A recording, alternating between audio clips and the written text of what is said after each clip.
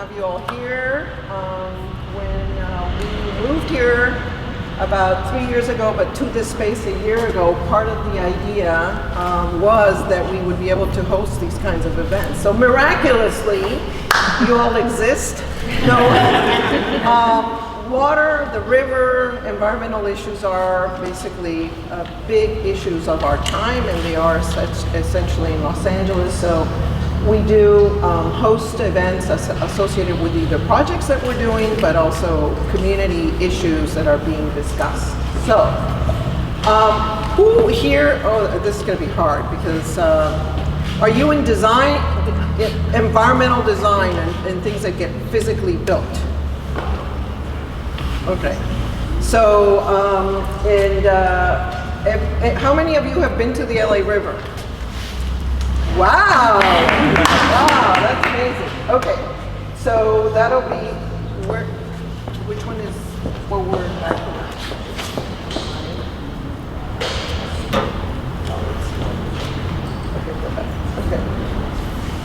Okay. Lots to cover. Obviously, well, I studied urban design and landscape architecture, and here we are. There's 40 of us, and we're out and deployed. And we also, half of our work is really advocacy work, which is not just advocacy, but we get involved in policy.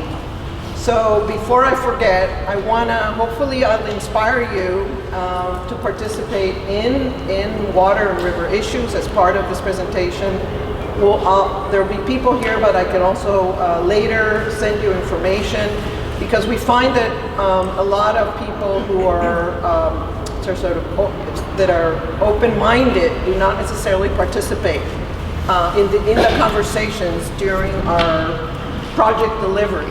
And so having people who actually are smart and interested in the world and in placemaking are really important. And don't forget to vote whenever there's anything to vote about in terms of the environment. Please don't forget.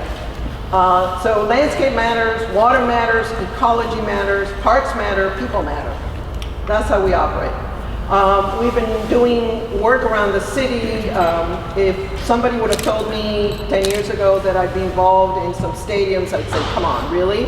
But somehow we did, and yay, Dodgers. And yay LAFC, and yay Rams. And actually I had never been to any of those games before I started working on the projects, but they were about placemaking. And my experience certainly in Los Angeles, not like I would go to games all over the country or the world, has been that it really galvanizes community in many ways. And depending on how the areas are designed, they actually bring tremendous benefit to communities. Resiliency, which is a word that's used a lot these days in our world, is the capacity for a system to survive, adapt, and flourish in the face of turbulent change. And that's how the EPA actually describes it. And then we basically want to make sure that we understand that as we move forward, the kind of work that we do, that we address the issues of adaptation. We know there's more people in the world living in cities than there will ever be in the next 10 years. And so we want to understand how to work within sort of the constraints. And urban ecology is a relatively new term, because ecology is about nature in general, but urban ecology is how, basically habitat is adjusting to the city, and how, as we plan for the future, we make sure there's a level of harmony, and these guys have adjusted. It's the reality. And landscape architecture is when we bring a lot of these things together, and this is at the Natural History Museum. And this was 5 acres of asphalt around the museum that turned into this sort of destination. Like I said, if in the 1900s, 1% of people lived in cities, there will be, obviously we're increasing the number of people that are living in cities. So California is 39 million people. We're the 6th economy in the world. Sometimes it's the 10th. I guess it depends on many things, but it varies. And the city of Los Angeles, 6 million people, but really between the 6 million people and the 88 cities, we are more in, the basin, which is what we really focus on, the LA basin, because of the impact it has on traffic, on air quality, on everything else. It's about 22 million people. It's big, and it's complicated in terms of governance and everything else. And basically we have this is a construct that was done by Rainer Banham, but we have the foothills, we have the freeways, we have the beaches, and then we have the flatlands, which at one point might have had the river meandering through it, but it looks like that now. And of course, Banham forgot this because the good news is when Banham was here doing his research and his work, the sky was completely sort of gray because they used to actually burn all the garbage in people's backyards. Everybody had their own incinerator, and obviously the businesses used to incinerate. So there was a horrible air quality. And in a 20-year period, the state decided, and the city got together, everybody got together, they lobbied, they created certain requirements, and they changed the future for all of us. Many of us moved here. I moved here from the tropics, from South America, and we always had blue sky. So for me, this was like an incredible and refreshing sort of arrival. And so one megalopolis, 88 cities, thousands of neighborhoods. That's really important to know, that it's not like we feel, there is a way that we all create community. This is a community you guys have created, and ladies. But we all have these communities we create, and nobody tells us where the edge is. It depends, you create your own. And one of the things we sort of address when we're working in Los Angeles, the other shared values and shared communities that we have is the Mediterranean biome. And it has to do with our relationship to the longitudinally and latitudinally to the ocean. And basically what happens is between California, the Mediterranean basin, Chile, the Cape, and Australia, parts of Australia, we share the same plant communities. And as we start trying to think about what do we do for the future with so little water, with water that actually is recycled water. I mean, we're talking about, really kind of complicated water issues, that we start opening up our horizons about how we're going to solve water. We know that there's a drought. This is when we were where we were in 2017, although 32%, this is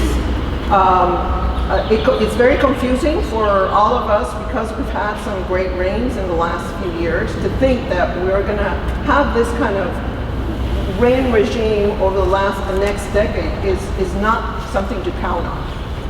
And of course, no sooner that we thought we were out of the drought problem, we had so much water, and we ended up with fires. And so really we have to be much more responsible and much smarter about how we deal with our city, the growth, and our parks and park systems. I just want you to leave here knowing that we basically buy and borrow water from around, the western states, and that 1% of our water now is basically recycled water, and that we are going to be going up and we're going to be using recycled water much more, not just for parks, but for drinking water. And let me tell you, the technology's there. So just so you follow. You can go to a water tasting at the Metropolitan Water District if you're in the know, and there will be water from the different reclamation plants, and you're supposed to be able to taste the difference. Basically we use most of the water supply from California in the south because that's what how it developed. And obviously everybody's irritated, and we also use a lot of the power to move the water around. And we also produce much of the fresh fruits and vegetables for the whole country. And for that, we need all this water.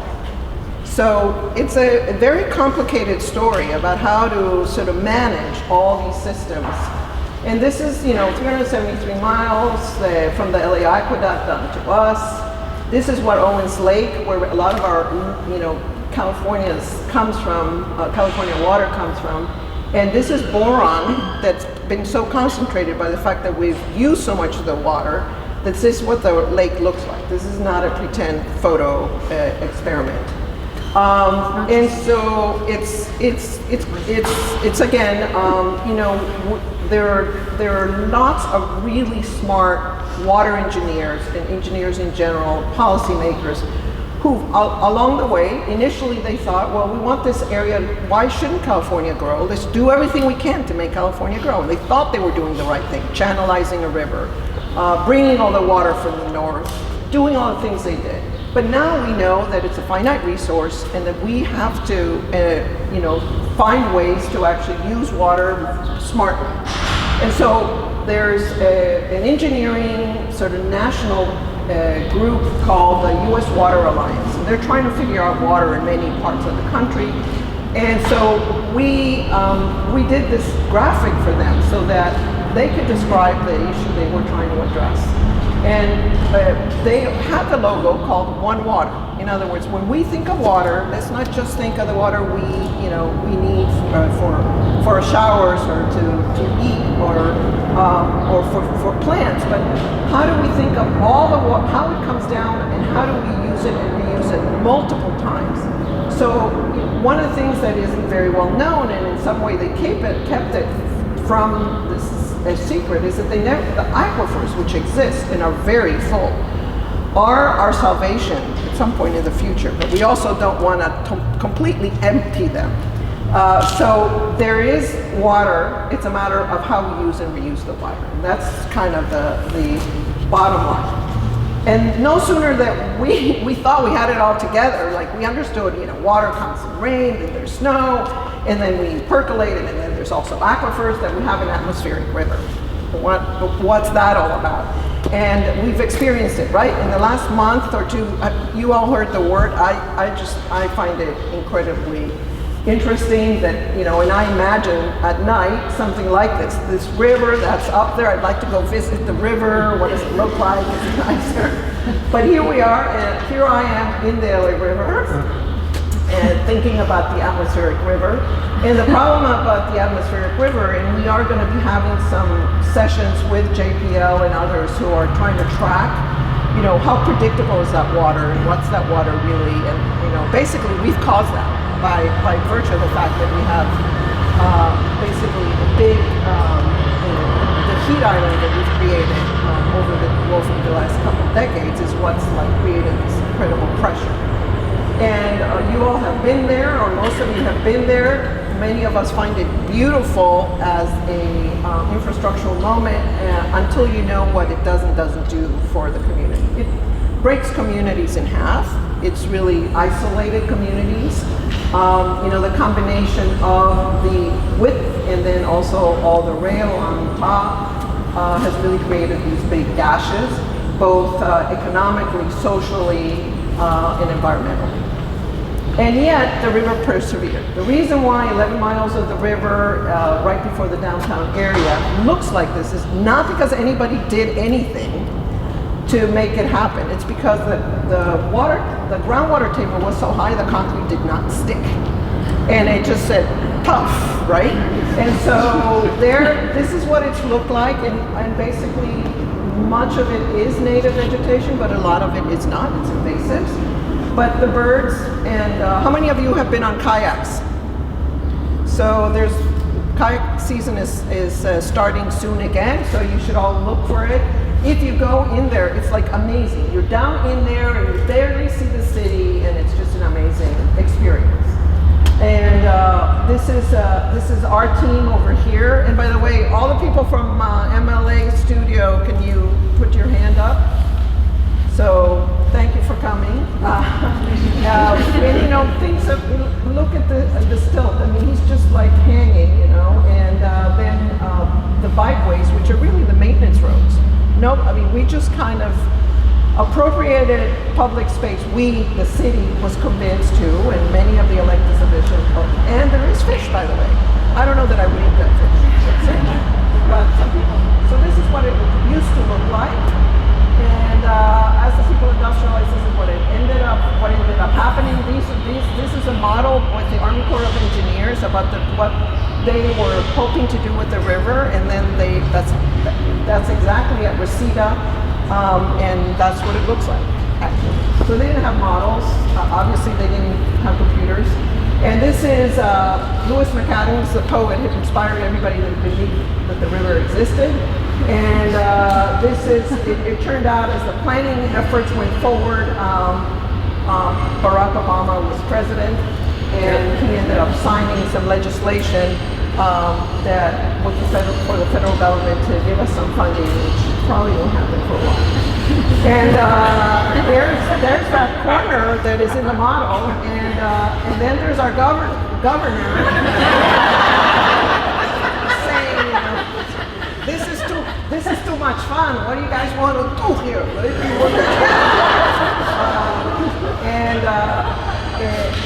But by the way, he was an environmental, really good to the environment. Just want to say that. And I particularly like this piece when there's a big explosion, and I'm thinking, like, how did they manage to get that permit, right? Yeah. Yeah. Not cool. That's going down to the ocean.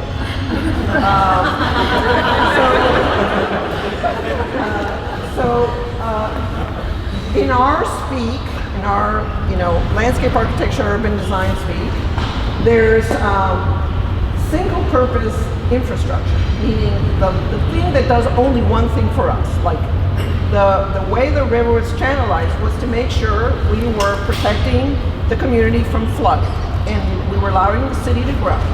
And so we were doing that one thing very well, as a matter of fact.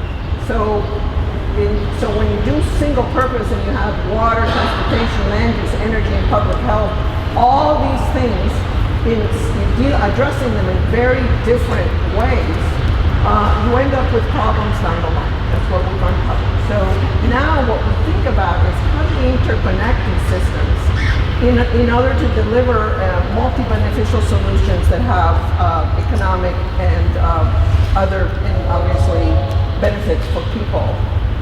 And these are the kinds of projects that have happened. This is, for example, the Waterfront Park project in Chattanooga. It was also channelized. They de-channelized it, and it's called taking the armor off. So it's like you can imagine, somebody with armor, and then you take the de-armoring off, and then you start working with the land, doing the cleanups that you need to do, and really start integrating a site like this into the park, to the city. So these are the kinds of projects that inspire us, and this happens to be in Valencia, Cabecera Park. It was exactly 40 acres, which is what we're dealing with in Taylor Yards, a site that also had major soil cleanup factor that got integrated into the city, and it was just adjacent to the zoo, so there was a series of bridges that were created to sort of bring things together. So we did the master plan with a large team of including Civitas and Wenk and others. And these were the master plan goals: the green the neighborhoods, creating value, capture opportunities, and revitalize the river. This is just to show you what I got to deal with in terms of, like, it's like, we have to know a lot of things, and then we have to deal with a lot of different agencies at all levels. There are also nonprofits that are now very involved. That's one thing we have in Southern California, a really amazing group of people that get involved in these projects. So when there are efforts I would say that there's probably 30,000 people in the LA area that are very engaged and touch the river on a day-to-day like we do. So when there's new agendas that come forward, people saying they're going to do a big river project, and they come from other, from above, and you can be sure that it's doesn't impact one person's ego. It's about a whole sort of community that's really galvanized on changing big parts of our city.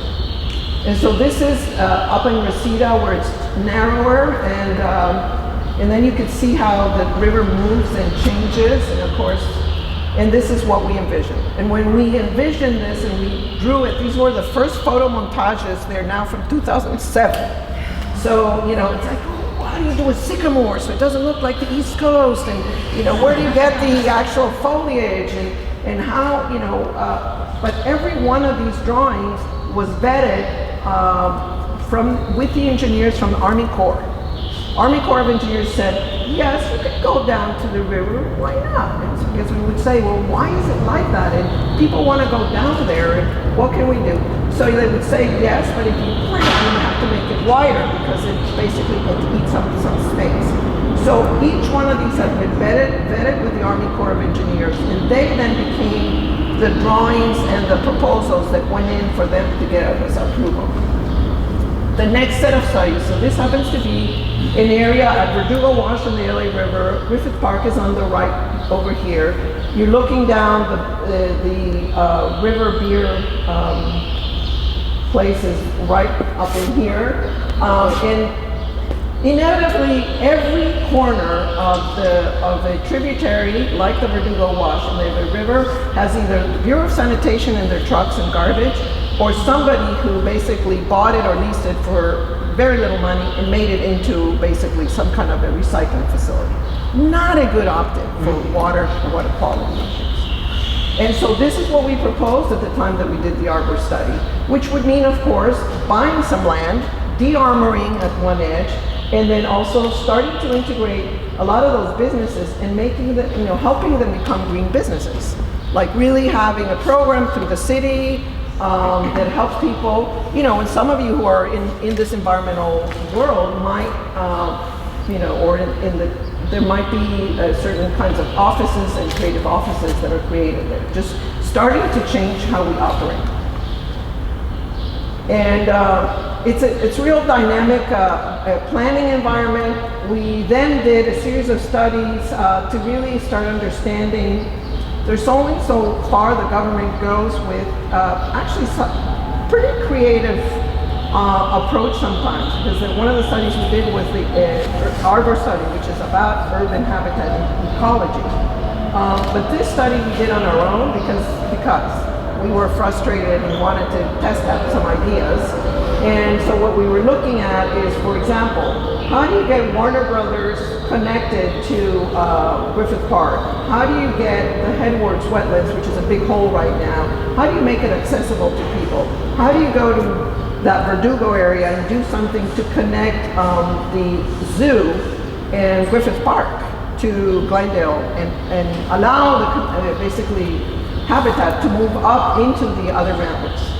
So, we had just gotten some new equipment, and now we could do models, and we occasionally get into trouble when we do speculative work, but it didn't happen, but we kept it quiet.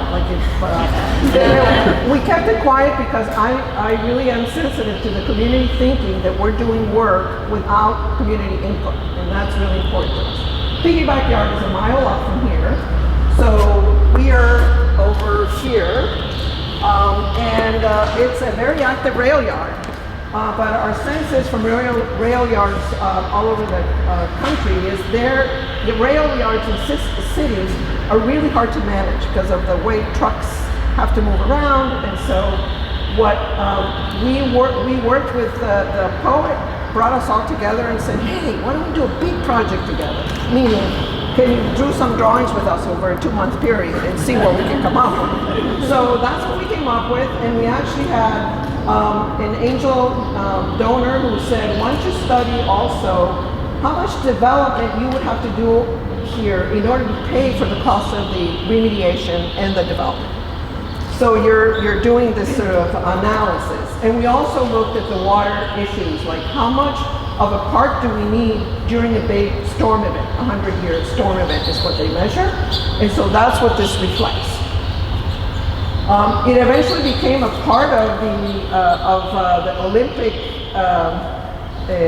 proposal by the mayor and the owners of the land, who were private folks from Union Pacific, made a call and said, what the hell? Union Pacific had participated in the conversation, so they knew all about it, but they knew, there was a call and there was an agreement. Okay, look, it was just people from the community trying to figure out what it could be one day, and then if we ever put it for sale, you'll have right of first refusal. So no big deal, right? This is in part also an activity that I do. So for any of you who have small businesses or feel sometimes frustrated that you're not able to get the larger projects or the larger commissions or the larger sort of, that sometimes I've pulled the trigger, so to speak, on projects like this because it allows people to understand what we do and what we can do. And I don't have to wait around for a very large corporate firm to, so this is a project across the river on 6th Street. This is by Bjork Ingalls. Here he's deploying sort of some of the ideas that we have about bringing people down to the river. It's a project that's going through the planning effort through the city, and it's between 6th Street Bridge and the 7th Street Bridge, and it's both housing, office, and sort of all sorts of land uses in there, and it's they've also managed to get sort of the Amtrak to agree to lease them land over Amtrak so that they could have some park space. Across the way, we've also done work, we started to do work on this side of the river. It's always about how people access the river, how do you get infrastructure to interface with the river. This particular case, it's Amtrak, which actually goes right by here. How would it interface, and how would you bring people down to the river under rail? Which, by the way, is everything, any number of these solutions that we now share with our engineering departments and developers happen all over the world. Somehow we haven't figured out how to work in a sort of with incredible sort of robustness around infrastructure. We can build all of these incredibly beautiful freeway off-ramps and on-ramps, and when you look at photos, they're incredibly elegant and beautiful, and somehow the river has not had that kind of activity. So, and creative spirit. So I think it's going to happen. And then in this particular case, we actually created a kayak moment that's only a mile or two long. And that's the 7th Street Bridge, and it does have an understory, and there's some, Heidi Butler is going to be doing a dance moment in there in the next 6 months, so look out for it, because it's a beautiful place to be. And we have a series of projects that are bikeways that are actually built, so they're opportunistic. Like I said, it's like they're taking out land that's not used very efficiently, and we're starting to connect the community along. This is in the North San Fernando Valley, and there's much more of that coming. 12 miles of it, with now an additional set of sort of parameters. How do you have moments along the river where you can actually engage with the river, maybe rent bikes, maybe get water, maybe have restrooms, and start really making this sort of, this is an opportunity for the kind of interaction that is viable we did some work down in the southern part of near Long Beach, along the LA River, and this is an area where, and this is called, this was an effort that was done again with a big engineering firm. It was under the Department of Public Works for the county, and it's a site that's across the way, which is about 60 acres. There's an RV park where people are retired and very happy. They don't love the idea that there's going to be improvements. But there's going to be a park, and there's going to be a bridge across to another residential area. So these are big, expensive sort of projects that actually will make a big difference. And above all, from an ecological perspective and habitat perspective, this will make a big difference, just in terms of air quality and all the other benefits that we can imagine. Tell me when I have only 5 minutes left, so that 10 minutes left, so that I don't go on, because I can obviously.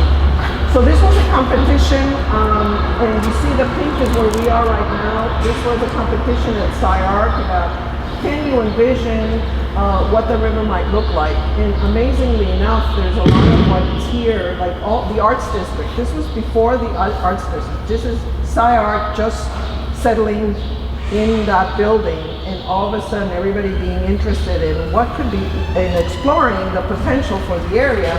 And of course we were saying we needed bridges, which we're getting one. I'm not saying they followed our suggestion, because this was a competition, and we did win, I think maybe first place, but it's still, they were already in the planning stages. And also, how do we address water, bringing water out of the river into sort of areas in the city to create parks and attenuate the water and slow it down, or clean the water like you can see down here. So, and the Clean Tech Corridor, of course, is there already, and we have the Kretz Institute there. So a lot is already happening, but this was a visual about what it could be. And then maybe finally, in one that it would be great for some of you to follow and stay involved with, which is called G2 Taylor Yards. And among the things we look at when we map is we look at sort of connectivity, of course. So you can imagine the river is obviously very well, is extremely strongly related to Griffith Park, but there's also the Verdugo Mountains, the Elysian Park, Silver Lake, and others that are really sort of poised to sort of bring birds don't know the difference, right? So of the properties and how we actually can connect. We also have the Sonia Sotomayor Academy with a really strong emphasis on the environment. And imagine sort of the possibilities from this to this, where we already have the Rio Park, and then this is about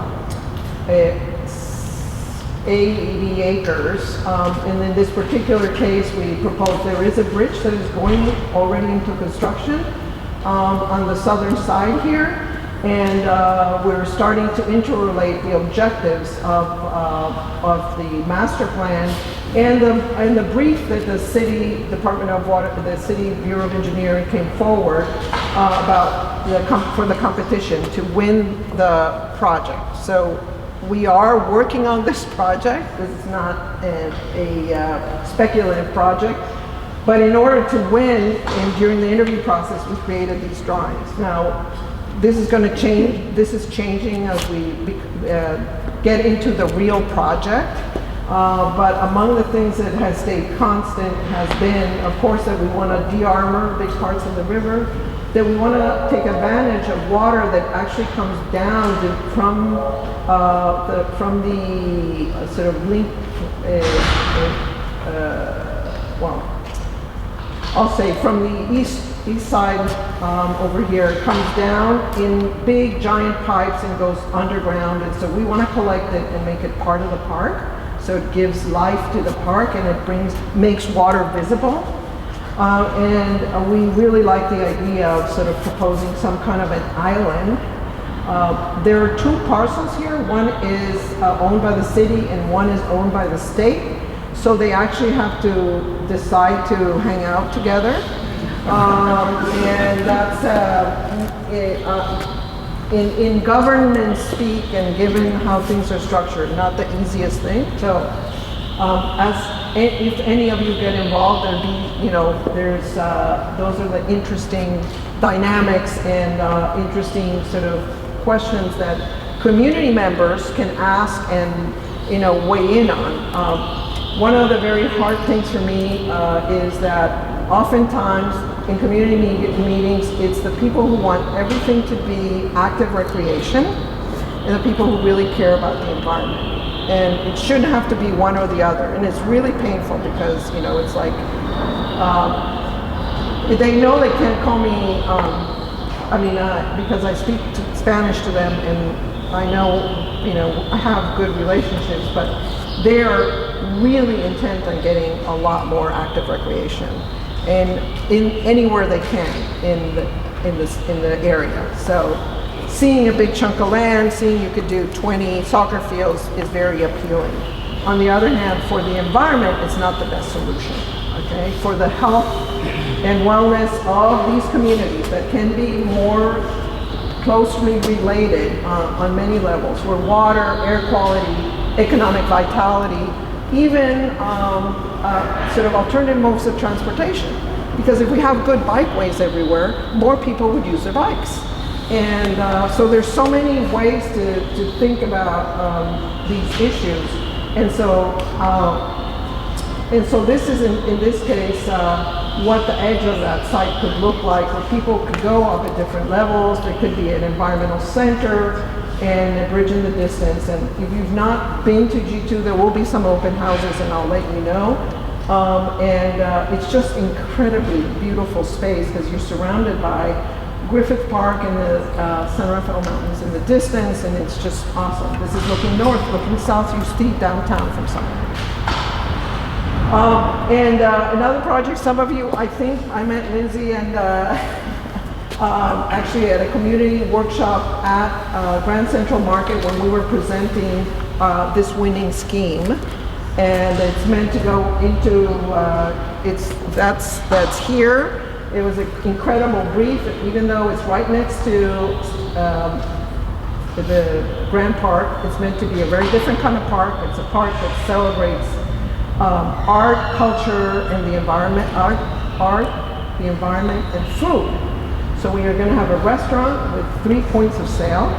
And, so people, depending what time of day, when you're there, and what your price point is. You could have a beer, you could just hang, or you could be at a white cloth restaurant, getting, sort of doing something special. So this is what it looked like when we presented. The roof garden is now becoming a bar because we love our sort of perches in LA. Everybody likes to go up to a roof to have a drink and have fun. So I think with that, I'll just kind of, be able to open it up to questions, but this is where the river is now. There's a lot of activity down there, and stay tuned. Again, I'll be giving Lindsay some information so you all on your own can connect. Especially there's a communications director at the Bureau of Engineering for the City of Los Angeles, and we will also make sure that you get the right path for communication. So thank you, and questions.